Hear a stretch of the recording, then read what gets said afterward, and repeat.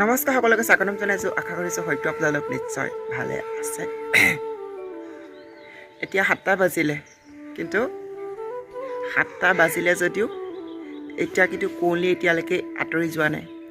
সূৰ্যটো অলপ অলপকৈ ওলাইছে, পূৰা কুঁৱলী পৰি আছে, কুঁৱলী পৰি আছে, সূৰ্যটো অলপ অলপকৈ ওলাইছে, গোটেইখিনি কুঁৱলীময় হৈ আছে। আৰু তলত যিহেতু জাবৰ নিবলৈ গাড়ী আহিব, ইমানখিনি আজি জাবৰ ওলালে। আজি বুলি নহয়, 3 দিনমানৰ জাবৰ হয়। যিহেতু গাড়ী আহিব, সেইকাৰণে ভাবিছোঁ জাবৰখিনি ডাষ্টবিনত পেলাই থৈ আহোঁগৈ। আহি আছোঁ 3 নম্বৰ ফ্ল'ৰৰ পৰা একেবাৰে 0 মানে গ্ৰাউণ্ড ফ্ল'ৰত। এতিয়া মই জাবৰ পৰা আহি গ'লোঁ আৰু এতিয়া মই যাম আকৌ ওপৰত। হয়তো ভাবিব পাৰে ইমান ঠাণ্ডাত এনেকৈ আছে। আচলতে মই ব্যায়াম কৰিছিলোঁ, সেইকাৰণে মোৰ গৰম উঠি আছে, সেইকাৰণে মই এনেকৈ আছোঁ।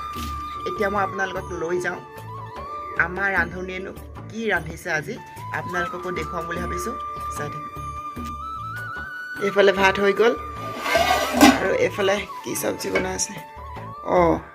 আজি বনাইছে মূলা, আলু আৰু বুট।